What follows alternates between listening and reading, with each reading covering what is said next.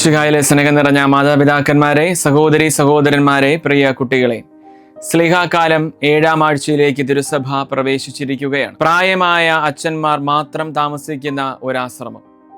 രാത്രി ഏറെ വൈകി ഒരു ചെറുപ്പക്കാരൻ എത്തുകയാണ്.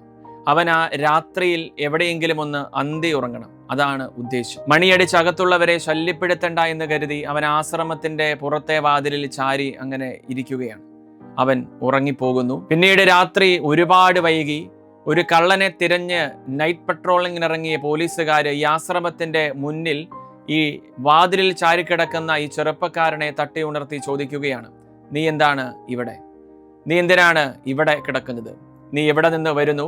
അങ്ങനെ ചോദ്യങ്ങൾ ഇങ്ങനെ നിരവധിയാണ്. പരിഭ്രമിച്ച് ആ ചെറുപ്പക്കാരൻ ഇങ്ങനെ പോലീസുകാരോട് പറഞ്ഞു, ഞാൻ ഈ ആശ്രമത്തിലെ അംഗമാണ്. സംശയം തോന്നിയ പോലീസുകാർ പറഞ്ഞു, വിളിക്ക്, അകത്തുള്ളവരെ വിളിക്ക്. സംശയം നമുക്ക് ചോദിച്ചു തന്നെ തീർപ്പാക്കാമല്ലോ. അവൻ ഇങ്ങനെ ഭയന്ന് നിൽക്കുകയാണ്. പോലീസുകാർ മണിയടിച്ചു. അകത്തു നിന്നും ഏറെ പ്രായമായ ഒരു വല്യച്ഛൻ പുറത്തിറങ്ങി വന്നു. പോലീസുകാര് ഈ അച്ഛനോട് ചോദിച്ചു, താങ്കൾ ഈ ചെറുപ്പക്കാരനെ അറിയുമോ? ഇവൻ പറയുന്നു ഇവൻ ഇവിടുത്തെ അംഗമാണെന്ന്. അവന്റെ കണ്ണുകളിലേക്ക് ഒന്ന് നോക്കിയിട്ട് ഈ അച്ഛൻ ഈ പോലീസുകാരോടായിട്ട് പറഞ്ഞു, അതെ, ഇവൻ ഞങ്ങളുടെ സ്വന്തമാണ്. നീ എന്താണ് രാത്രി വരാൻ ഇത്രയും വൈകിയത്? നീ മണിയടിച്ചിരുന്നുവെങ്കിൽ ഞങ്ങൾ വന്ന് തുറക്കില്ലായിരുന്നു എന്ന് ചോദിച്ച് ഈ മനുഷ്യന്റെ കൈയും പിടിച്ച് ഈ വല്യച്ഛൻ ഇങ്ങനെ മുറിക്കുള്ളിലേക്ക്, ആശ്രമത്തിന്റെ ഉള്ളിലേക്ക് ഇങ്ങനെ കയറിപ്പോവുകയാണ്. വലിയൊരു കരുതലിന്റെ സുവിശേഷം വായിച്ച് തീർക്കപ്പെടുകയാണ്. നമ്മളിത് വായിച്ചു കേട്ട സുവിശേഷത്തിന്റെ നടുവിലത്തെ വാചകം ഇപ്രകാരമാണ്.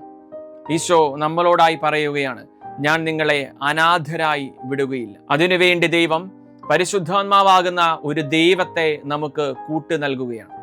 ഒരാളും അനാഥരായി പോകരുതെന്നും ഒരാളും ഒറ്റയ്ക്കായി പോകരുതെന്നുമുള്ള ഈശോയുടെ കരുതലിൽ നിന്ന് അവൻ പരിശുദ്ധാത്മാവാകുന്ന ഒരു ദൈവത്തെ നമുക്ക് കൂട്ടിന് നൽകുകയാണ്. കരുതലിന്റെ വിവിധ തരത്തിലുള്ള ചിത്രങ്ങൾ വിശുദ്ധ ഗ്രന്ഥത്തിന്റെ പഴയ നിയമം മുതൽ താളുകളിൽ നമുക്ക് കാണാൻ സാധിക്കും.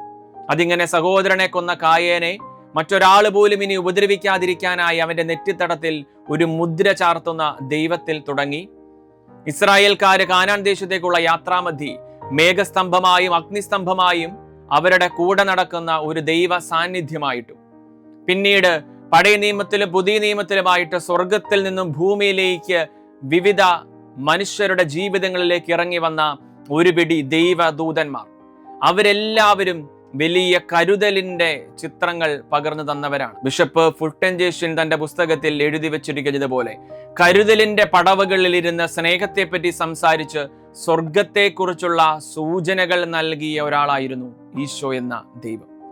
കരുതലിന്റെ പടവുകളിൽ ഇരുന്ന് സ്നേഹത്തെപ്പറ്റി സംസാരിച്ച് സ്വർഗത്തെപ്പറ്റിയുള്ള സൂചനകൾ നൽകിയ ഒരു ദൈവം. മിശിഹായിൽ സ്നേഹം നിറഞ്ഞവരെ, ഈ സ്ലീഹാകാലത്തിൽ കരുതലിന്റെ സുവിശേഷം നമ്മുടെ ഇടങ്ങളിൽ വായിക്കപ്പെടണം.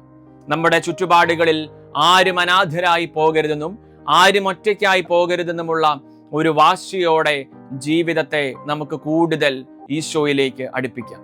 മിശിഹ നമ്മെല്ലാവരെയും സമൃദ്ധമായിട്ട് അനുഗ്രഹിക്കട്ടെ.